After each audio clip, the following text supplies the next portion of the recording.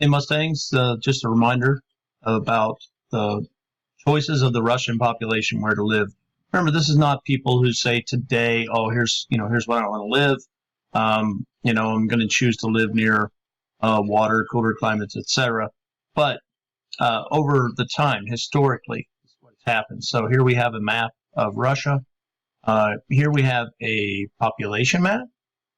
And as you may recall from our class discussion, most of Russia's population lives right about in this area right here.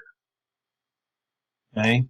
And then when we go to show climate, voila. No coincidence. Most of the people in Russia choose to live where the climate is better. Now, bear in mind also that we have a dividing line. Ural Mountains are kind of the informal dividing line between Europe and Asia. So most of the people live in Europe on this side right here. We see some population here in Asia, but again, if we go back to the population map, this is where the bulk of the people live, right here, west of the Ural Mountains in European Russia or Western Russia. That's it. Just remember this when it comes test time.